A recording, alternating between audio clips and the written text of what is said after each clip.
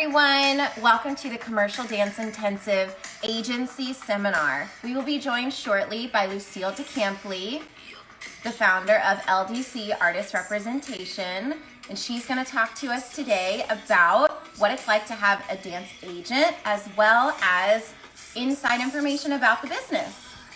Yay, I'm so happy that we're doing this. I haven't been outside in about 2 months, so I miss my dancers. I miss just being on the streets and just doing everything that we usually do. So this is great to be able to connect in this way. Awesome. All right. Lucille, thank you so much on behalf of the Commercial Dance Intensive for joining us today. We're so happy to have you on faculty and to share your information and your experience in the industry. Would you like to start us off by telling us a little bit of your background and maybe how you became an agent? Sure. I started off as a dancer, and I think that because I was a dancer, it's extra helpful to do negotiations for artists. There are a lot of agents who are great with the business side of things, but when it comes down to negotiating, my background has been only dance and choreo. So everything I've done in my entire life has been dancer, teacher, choreographer, and then a very, very long time ago, agent. How I became an agent, I'll give you the shortened version because I know we get kicked off. I never had any intention of being an agent. It was something that more or less just fell into my lap. I was always the dancer on the set or on the job who raised my hand and said, you know, are we going into overtime? We're wrapped up. We need to stop for a meal break. Are we going to be fed? All of those questions that many dancers have when they're working on jobs right now, even if they're union jobs. Is this a meal penalty or are we going to get to eat? So I was always that dancer, and I was always the person that other dancers asked to facilitate. And over time, when I was in Los Angeles working, I became the person who those managers, producers, artists would just contact me and say, we're looking to hire 10 dancers. We're looking to do an industrial. We're looking to do a video. What do we need to think about? How is it going to be in terms of fees? What do we need to provide, rehearsal space, etc.? And so I started doing so much of that an agency in Los Angeles was starting a dance and choreo division, and they made me an offer. And I kept turning it down. No, I'm an artist. I don't want to be in an office. I'm an artist. I don't want to work on a typewriter. I don't know how to type. And they basically made me an offer I couldn't refuse, gave me an assistant, took care of everything. And from the minute I stepped into the agency, I knew it was the right match, the right fit, because we do so much advocacy for artists. It's not just getting a dancer, telling them what pictures to choose and sending them on auditions. That's a small part of what we do. It's also advising them long-term on their career. It's turning down jobs that aren't right for them for many reasons. It's fighting for and with the unions to protect their standards and conditions on a job, no matter what the union is, whether it's SAG-AFTRA, equity, whether we're working on non-union work with Dancers Alliance. So it's important to, as an agent who represents dancers, think of always advocating for them. It's not just about your commission.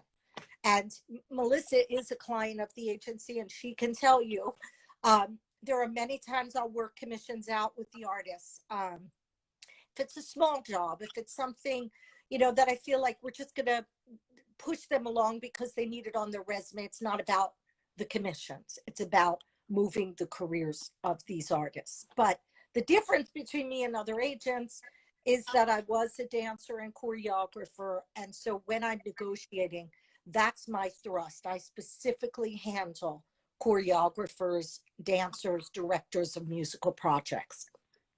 It's incredible. And can you tell us a little bit about when you created LDC Artist Rep? Yes. Well, I agented in several agencies in Los Angeles. And what brought me back to the East Coast, where I'm from, was literally earthquakes, mudslides, riots. I was like, I got to get back to New York. I have to get back. There was an agency at that time in Los Angeles who wanted to start in New York. And every year that I was on the East Coast, the agency asked if I would open a New York division. Could I open? Could I, get them started in New York? And finally I was ready to, and I said yes. And I opened an agency for 10 years and directed it. And it was specifically dance and choreo, which is different in New York. There are a lot of agents who just handle commercials, just handle theater, just manage a few choreographers. I was doing it the way that we did it in Los Angeles. So I opened and directed MSA New York for 10 years. And at that time, it was just time to go out on my own. It was just time to do things in my way, have a much smaller roster. I wanted to work with a much smaller roster and just do things a little bit differently, because New York and LA are very different animals. And, I was working for an agency in Los Angeles. And even though I was a partner in the business, I just felt like it was time to focus solely on New York artists, even though those artists can work all over the world, Los Angeles included. I just wanted to do things a little bit differently, make it more like management, where I have more relationships with my clients and less for volume, and there's nothing wrong with how you agent. It just has to work for the agent and has to work for the clients. And my clients expect a lot from me in terms of communication, talk time, emails, responses quickly. So when you have hundreds and hundreds of clients, it's almost impossible to do that. So I just wanted to do it differently. And it's now 5 years that I've been open already. And it was the best move I ever did. I wish I would have done it 20 years ago, but that's how it happened. I love it. One of my favorite things that you ever taught me about the relationship between an agent and a client is that you describe it more as a business partnership. And that I think is so valuable because it makes it really feel like you're on a team and you're working towards the same goals. Yes, it's very easy to get caught up in thinking I have to have an agent, I have to get an agent, or I'm not going to move my career to the next level. And to some degree, that's true. However, having said that, any agent isn't good for you. You want to make sure that you find an agent who is in line with your goals. And I'm not right for everyone. For instance, there are a lot of artists who are more relaxed and laid back, and they don't want to tell us when they're in and out of town. They don't know when they're in and out of town. They don't respond to emails quickly, audition information. That's not a good fit for the way that we work in the agency. But for an agent who's more relaxed, or for a manager, or for someone who it's not important to have that kind of heavy communication, it might work okay. So you have to find the person who handles clients in the way that you want to be handled. Part of it is the kind of projects that they work on.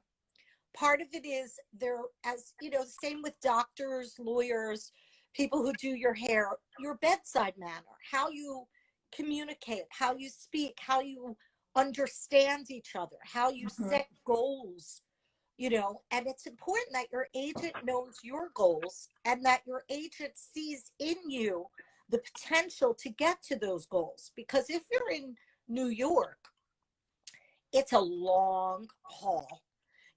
I've had, when I was agenting in Los Angeles, the new kid in town could go in and audition for a new tour and book it. And they're set for a few years, or at least a good year.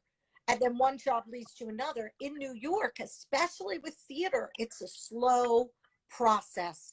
It takes a lot of regional bookings to then have enough credits to be seen for the bigger houses and then Broadway. Now, that's not to say I don't have clients who went out on their first few auditions and did book a Broadway show. It's just very rare. And it's usually a slower haul. And it's the same for choreo. You know, a lot of my choreographers have done a lot of regional before they get to the bigger work and they get to Broadway. But the key is to know yourself so that you then say, well, this is the kind of communicator I am. These are the kind of projects I'd like to do. This is the kind of relationship I want with an agent, and find the person who would be right for you. I'm not somebody who only does emails. I like to talk to people. Yes, an email is good when it's an audition, but when it comes to a booking, I do like to talk, even if it's on Sunday or Monday morning before business hours. That's why I think this whole thing has thrown me for a loop. I don't get to talk to people. Like, where are my people? Where's my tribe? It's so hard. It's hard. But the thing is, you know, what we have to do as a community, advice to you to find an agent. Now is not the best time to find an agent because there's literally a virtual lockdown, shutdown on jobs in Los Angeles and in New York. But as soon as things start to open up again, and as soon as our industry starts to open up again, do your homework. Call the offices, see how they treat you when you call in and say, I'd like to know when your next new client audition is. May I submit materials online or hard copy? Some agents prefer hard copy, they write notes. Some prefer online, but if they're rude to you or they're not picking up their lines or no one is returning your call, that's probably how you'll be treated when you're a client. So you want to find in all the right ways the optimum for your needs, your communication, your artistic ability and sensibilities. You know, you don't want, there are certain things that I do in the agency that I'm very heavy. I'm very heavy with theater, for dance shows specifically. I'm very heavy, obviously, with choreography in all mediums, television, film, commercials, theater. But there are people who are looking for very specific things. We don't do voiceovers. We are looking for very technical dancers, not movers. So if you're a vocalist who moves, I wouldn't be the best fit for you. There are people who would be better for you. Yeah, but you want a business partner. You want someone who's invested and believes in you and your career. You don't just want to sign fast and dirty with someone who says they'll sign you. The other thing that I think is good for you to think about when you're considering, you know, finding an agent, they should want to see you dance if it's a dance agent. They should want to hear you sing if they're submitting you for theater. They should want to hear you read. You know, there are agents who never sing their clients, never read them. We do sing and reads every month. We dance, audition, we come watch classes. So if someone doesn't see you or know what it is that you do, it would be more difficult for them to really push you. And so you really have to think of these things. You don't just want to sign off with an agent. You have to have a good agent for what your needs are. I hope that answers. It absolutely does. I would love to backtrack just a little bit, Lucille. Yeah. Would you mind, for our younger listeners, if you could explain briefly what an agent is and what is customary in terms of percentages and the difference between an agent and a manager, you know, kind of give an overview of what that is. Yes, for sure. An agent's job, the definition of an agent's job per SAG-AFTRA, per the union, is an agent is supposed to procure income and negotiate contracts. So essentially that means we are attempting to give you opportunities where you will book work and we will then be able to negotiate your contracts and move you along throughout your career, which is never just this and this, it's more lateral. Yeah. You know, there's ups, there's downs, there's ins, there's outs. And a lot of that is out of your control. It's based on the market and what's happening right now.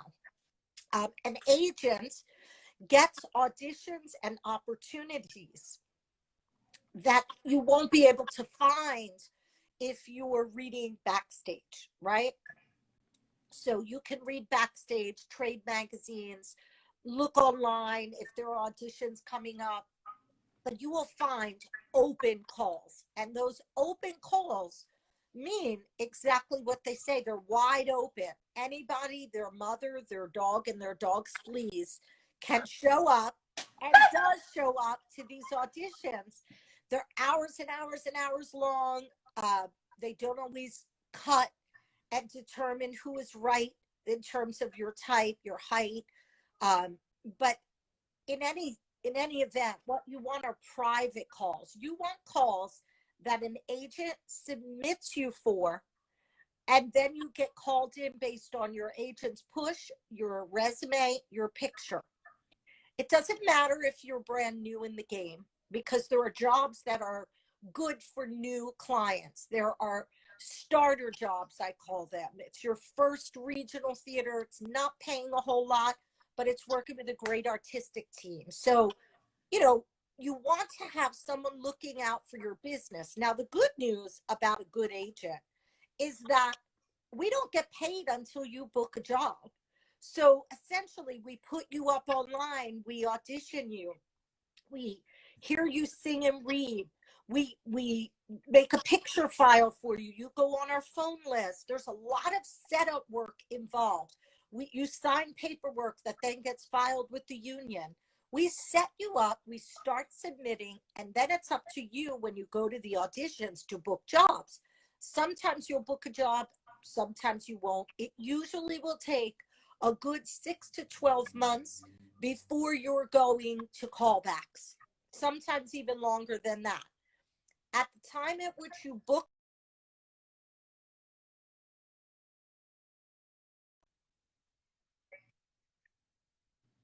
it's 10% is an agent's fee in the state of New York. And that 10%, in some cases, if it's not theater or you're not doing a role or it's your 10th show, if it's commercial, if it's a commercial project, television, film, industrials, they'll usually do the plus 10 on top, especially if they call the agency. But so what does plus 10 mean? Plus 10 means that you receive your paycheck plus 10% for your agent's fee. And we work off of a 10%. Now, you could see that by the time you book a job, we will have done a ton of work already for you, advised you on your pictures, your resume. We give you the resume format.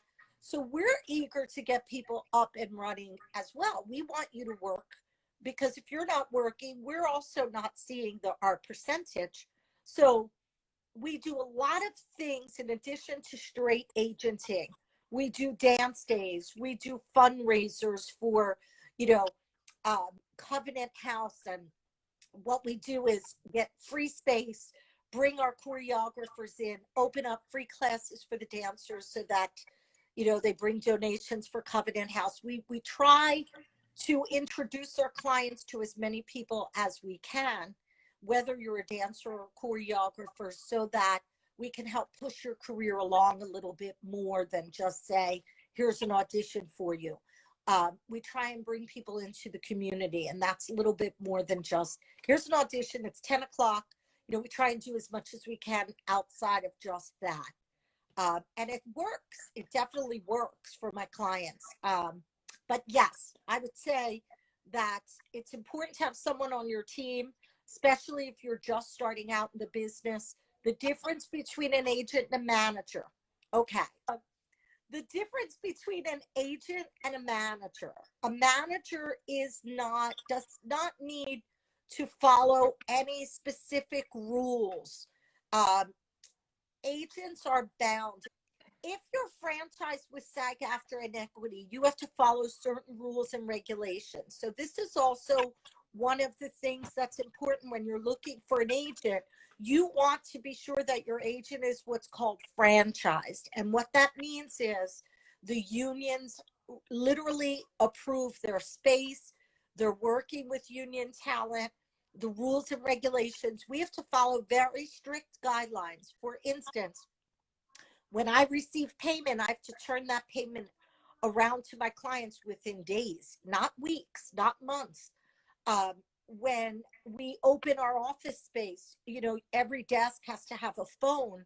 You have to have a space that has a waiting area and a bathroom. The unions are very, very particular about agents working with union talent. I've been franchised with SAG-AFTRA for 30 years and with Equity for probably 25 right now, maybe a little longer, but a long time. So if you're with an agency and you say, are you franchised? If they're not, go run the other direction, because you don't want to be with someone who takes your paycheck and doesn't pay you, or takes your paycheck and takes 30%. Now, an agent has a very specific job with the unions. I read the description to you, and we do 100 times more than that description. Managers are very different, and managers don't have a definition with any of the unions. There's no franchise for managers. So there are some managers who are more like PR for their clients. There are some managers who, when the client is out of town, take care of their mail, their payments, their, water their plants, take care of their animals. They're more closer to the client in terms of day-to-day business. Mm-hmm. I don't feel as though dancers need managers and agents unless they're dancers who are booking roles, heavy roles. And they need someone to read scripts for them. I've had clients who've booked television, and managers help getting them into parties. Managers help read their scripts. Managers help with all the day-to-day operations. But unless you're at that level, it becomes costly, because an agent's commission is 10%. There are managers who work at 10%. Most managers are 15%. If you add that up and then the taxes, you're literally making half of what you worked on. Mm-hmm. So agents, like I said, if you're somebody who's starring in a series, you could afford, and it's smart to have it. If you're someone who needs scripts to be read, yes, you'd like this, no, you wouldn't. It's good to have that extra backup, but you need a really good agent. And for dance, theatrically, it's a little bit different, but for dance, I think you just need to have a good agent. And there are some good managers. I know some good managers, but I also know a lot of managers who are more about talking to the client about what to wear at an audition. Mm-hmm. And you just have to be careful, because they then are taking 10 to 15% of your booking money. And you just want to be careful that you're spending your money wisely. Certainly. So my next question for you, Lucille. So let's say we're not in a pandemic right now. Normal day to day. I would love that. We're not in the pandemic. Okay. Snap our fingers. We're in an imaginary world right now. That was 6 months ago. Okay. Yes. So if someone wanted to find an agent, they are living in New York, they're a dancer, they're a triple threat, but they're dance heavy. How do you recommend that they find an agent if they don't know anyone? Okay, so what I would do is go online. What I would do is research either with Instagram, their online. We have a whole new website ready to come out, but I feel like it's in poor taste to do it now when I have so many sick clients and so much is happening. I'm waiting to our big comeback but your website, your Instagram as an agency, and word of mouth is very important. Mm-hmm. So let's say you look up, agencies with dance departments, with choreo departments. They then could read who those agents are. They could go on their Insta and see the kind of bookings those jobs, or their news items, see the kind of work that they're booking. If it's not in line with your goals, if there's an agency that's doing a lot of, say, hip hop tours, and you really want musical theater and they don't have diversity in, you know, they're not doing everything. They're touching mostly just one area. As a dancer, you have to be conscious of that and say, you know, they might not be the best fit for me. So I would go online, list the agencies. I would research, look at the bios and the people who are actually going to be handling your career. And then I would look at the bookings that they've had. Are these kind of jobs that you would want?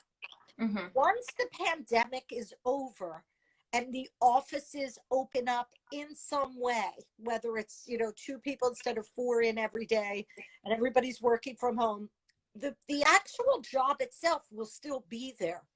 It's just about getting to a place where we need talent. Right now, there's no need because everybody's on lockdown. But essentially, go online, do your homework, and then ask dancers, the people you look up to as young dancers, what do they have to say?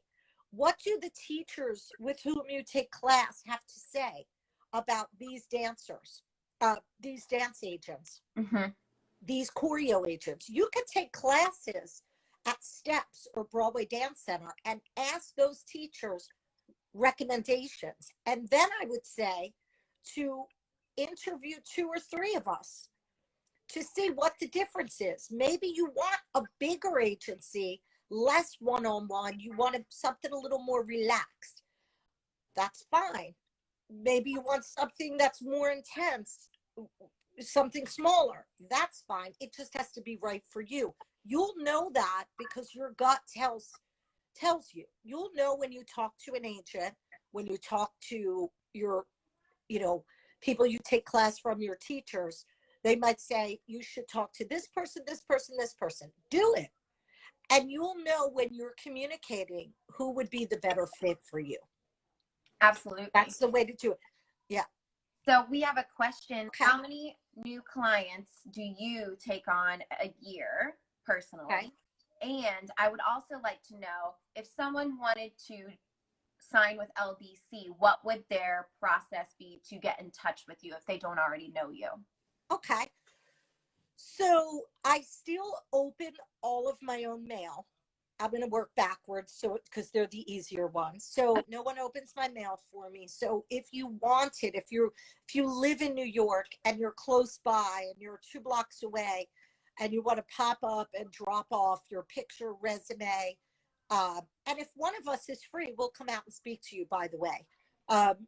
That's totally fine with us. If you wanted to shoot me an email with your materials, although we're not moving forward with signing new people, given the circumstances, because there isn't anything for you, if you wanted to shoot me an email, give me your materials, I will reach out to you and give you thoughts, your picture, your resume, and then certainly take it from there. Certainly, when we are open again, whatever that means, however that goes, call you in to see you.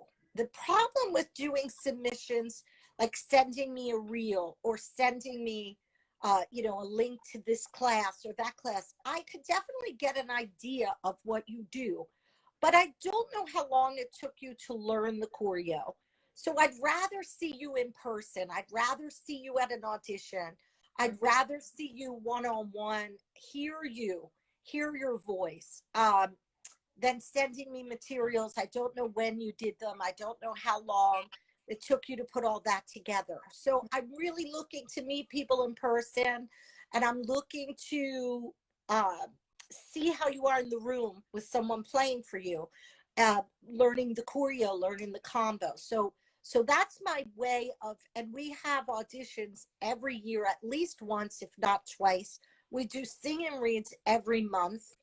If a choreographer with whom I work recommends you, certainly we're going to make sure to call you in as soon as we possibly can.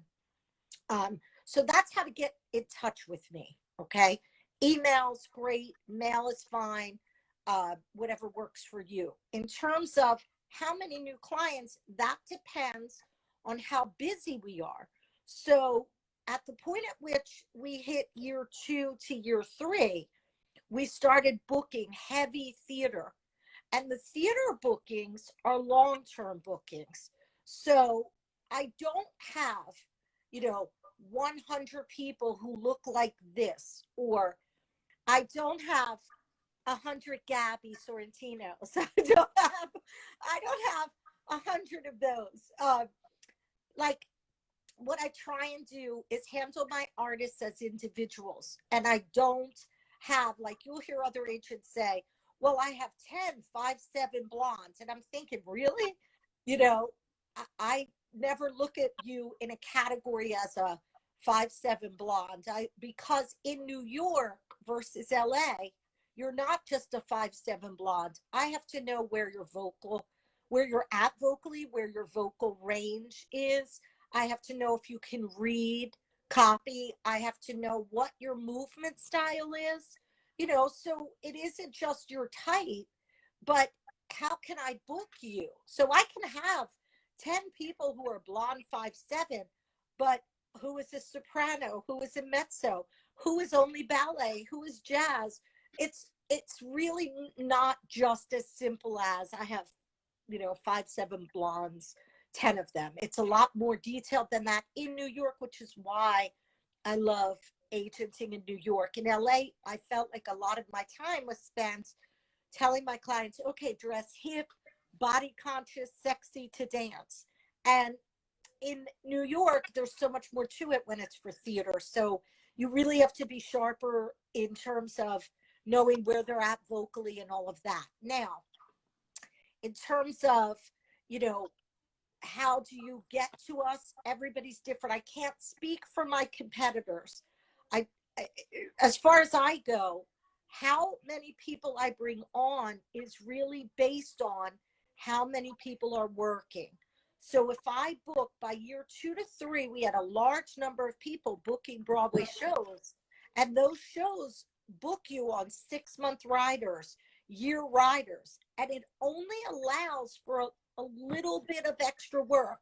Maybe they do a commercial, maybe they could do a few episodes of a television show, but they can't just leave their contracts on Broadway. They could take a leave, but generally speaking, when they're on Broadway or they're on a tour, they're locked up, and only then can I think of bringing on some new people so that no one is sitting on the roster.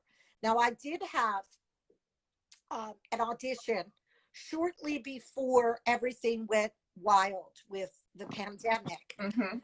And literally it was 2 people from that audition. And maybe there were, I don't know, almost 100 people. We were interested in 2 women and 1 man. So it was 2 females and 1 man that we were interested in. They haven't gone out to one audition because as soon as we told them, you're in, we're interested, you take a look at the paperwork and we'll bring you in, everything went crazy. But, there are years where I could sign 20 new people. There are years when I sign 2 new people. If we have a lot of heavy dance shows, dance booking, television, film, I could sign more because I'm working more, but I never want my roster to be unmanageable. It has to be, I have to be able to know every single person on my roster, what they look like, where they're at vocally, where their movement is, what kind of jobs they want. That's for choreo and that's for dancers. So I don't want 200 people on the roster. I'd rather stick to 135, 150, inclusive of directors as well. Absolutely. That's amazing. We have so much love coming into the comments. Lucille is the best. She's the best. So brilliant. Robbie says so much knowledge and heart. So fabulous. I have a question from someone in Vancouver. She says, I'm in Canada. Do you have any tips on starting an agency? And we're going to assume that she means a dance agency like yours. Okay. So the big key to starting a dance agency is twofold. One is to have the contacts for the heavy dancers in town so that you could fill the breakdowns or the booking requests. And the second would be to make the connections for any of the projects who are looking for dancers. So I don't know what the climate is where you are in terms of what are the biggest bookings. I don't handle concert dance. I have brilliant concert dancers on my roster people like Jeroboam, who's with Ellie, Candy Tong with Complexions, and beautiful, beautiful concert dancers who work with me when they're on hiatus from the concert work, and they book. But you want to make sure that you're locked into the trend, the vibe, the energy of where you're at. In other words, if I came to New York to open a dance and choreo agency but didn't do theater, that wouldn't make much sense because so much of New York is theater. And that doesn't mean it only books in New York. It works regional tours. It's a lot theater. Yes, I do television. Yes, I do film and commercials, but theater is a big chunk of what we do in New York. Now, in your city, it would really depend on what it is you do, and how I would advise you would be different based on what it is you're going to do with your dancers. But I do think you want to connect with the unions. You want to make sure that the talent agency's there. You want to look at your competitors. You want to, is anyone else attempting to do choreography and or dance in that town? What would make you different? And do you want to open on your own, or do you want to open in an agency as a division? Either could work. But I would say you have to get to know, you have to have your finger on the pulse. I couldn't open an agency without having done my 10 years in New York and another 15 in LA before that, because you have to make your contacts and your connections so that you don't just have a file of dancers sitting, but they're actually have auditions. And it's hard. It takes a minute. You sign a client and they may not get an audition for 3 or 4 months because you have to keep putting them in front of casting. Come on, give it a whirl.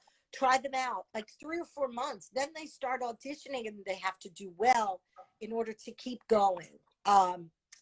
You know, but it's, I feel like it's a great thing to have people who want to specifically represent dancers and choreographers as an agent, not as a manager, not as somebody just giving advice, but officially someone who's franchised with the unions in your area and wants to fight the good fight. Basically, somebody who's going to complain about things to the unions when they need to be fixed. Strong. Yeah, and pull the community together. And I think that I would be happy to continue and help you and advise you in any way possible. But I think the biggest steps are to see if you have competition, what would make you different from your competition, and to see what kind of jobs you could actually book for your artists. Gabby says you have to find someone that believes in you, and Lucille does that. Gabby, you make me cry. I know. Lucille, this is a really great segue into my next question for you. Okay. So, as an agent, what is your process? Kind of walk us through what your day would be like maybe in the office. Yeah, so essentially what happens is I usually, not now, I've received 0 breakdowns for weeks and weeks. It's not now, but normally by the time I do my first round of emails, I get up between 7 and 7:30. I'm having my coffee and I'm reading everything that's come in. Clients who can't make audition for the day, I need to pull them from the audition. Emergency castings, we lost somebody, we need them on the set today by 2.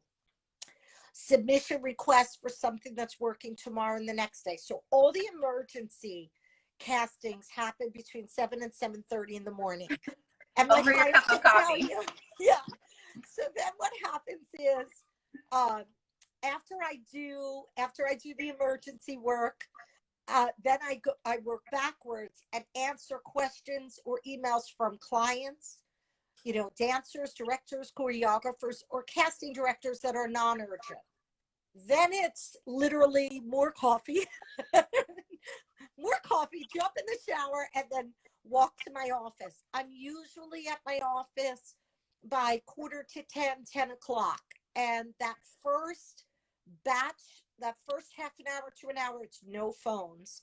That's when I do the breakdowns that are not immediate, that are not, Lucille, send me someone by 2 o'clock today. These are where I read my breakdowns, which are everything that's going on in New York or LA who use New York talent. And I carefully read everything, make all my notes, do my submissions. And it usually takes a good hour to 2 hours. It usually takes a good hour to 2 hours to get through the breakdowns. At that time, my team, they're answering phones, they're putting out auditions that came in, they're doing the usual morning rush because the mornings are a crazy time.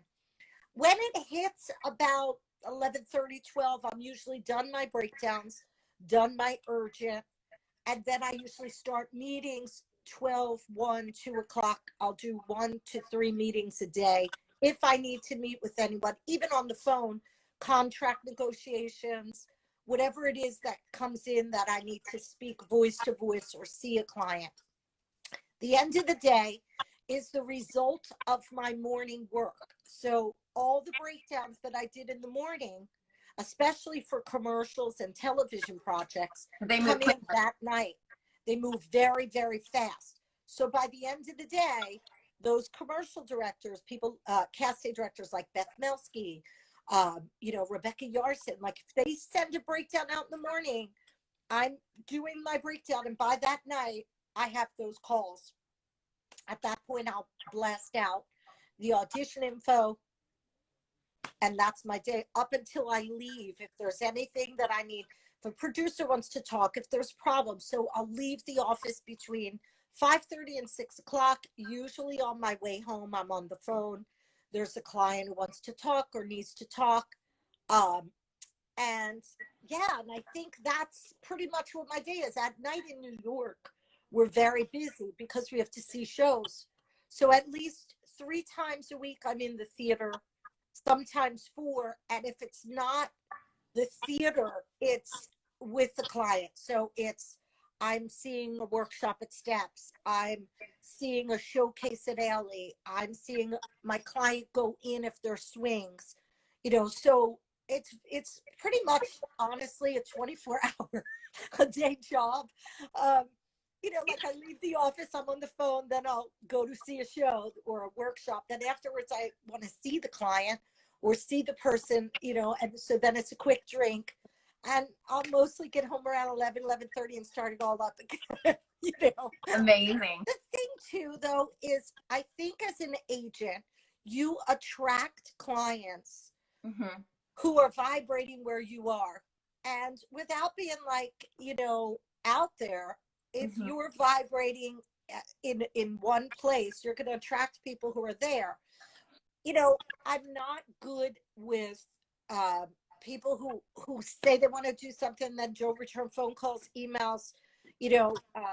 I'm not good with, somebody saying to me on the phone, like, why did this person get it, not me? And why did that person get it, not? My clients truly, present company included, are forward thinkers, big hearts, a lot of passion.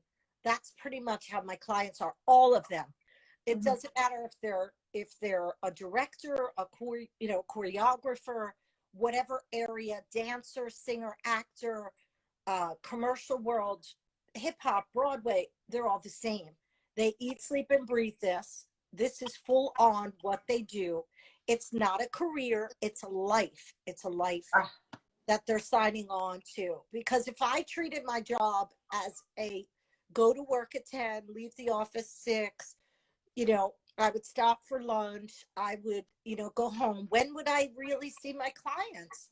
When would I get the emergency work done? It's important that you have an agent who understands how important it is for you to work, even if it means Sunday morning at 7 in the morning, somebody's like, Lucille, I need help. That's what I do. You want somebody who's always there for you. Always. We have about 10 minutes left. I want to cover 2 more quick questions. First of all, what are your expectations for your clients on the job? And do you have advice for how to succeed once you've booked a job, whether it's on set, in theater? I have a lot of advice, but I'll try and keep it within 10 minutes because I could tell you story after story with advice. But the thing is, I look at a successful dancer as a working dancer. So the key is not just to book one good job, but to book job after job after job. And yes, there are ups and downs, but generally speaking, if you're talented and you show up on time and you're in the right head when you show up, and I don't need to get into all of that, but you're excited, you're enthusiastic, you're ready to go, and you have the talent to back it, you will continue to work. What do I expect from my artists is that they stay artists. Like, I have to tell you, when all of this went down, and Broadway closed, and then New York, everything closed, I have still been getting updated reels, pictures from clients. My clients are still working on what they do, dancer reels. I had a client who sent me a reel. Jess Walker sent a reel, gorgeous reel. She was working hard to, keep her craft going, so that at the point at which I need a reel, it's there. I've had clients send pictures in. They're doing everything they could do to stay positive, to stay artists. And because they're locked in their house, that doesn't mean you're not taking virtual classes. That doesn't mean you forget about updating your reel. That doesn't mean you're not watching every possible musical so that you know exactly what you want to go in for next year for the season. Like, there's a lot of work that we could do, even though we're not in the same room. And so I love seeing my clients doing that work, even when they don't have to. But that's what I mean by it goes along with being, this is who we are. This isn't a job that we go to. They don't show up at the theater, do a show, and leave. It's a life. And so because we're not at the theater, or because I'm not in my office, I'm still doing what I do as best I can, and so are my clients. I love that so much, Lucille. It's so wonderful to have you here today. Thank the you. Commercial Dance Intensive appreciates you, your wisdom, you. information that you share. It's just such a treat for you to be here with us today. And I miss you so much. I miss you too. Love you. But the time is coming. The thing is, although things are going to be different and it's going to take a long time, we are going to come out of it. I was on a panel. I was talking to some people in LA. They're trying to figure out how to make it work when you shoot a film. Do they quarantine? Do they all stay together, never leave for a few months? We're trying to find good solutions. Maybe what the new normal might be. Yeah. Praying a vaccine comes sooner than anything. But if not, we're trying to find ways of keeping things going. And that's all we can do is stay up, stay positive, and stay artists. Absolutely. That is beautiful advice. We love you so much. Love Thank you, Lucille, for joining us today. Take care. Thanks so much. Bye-bye.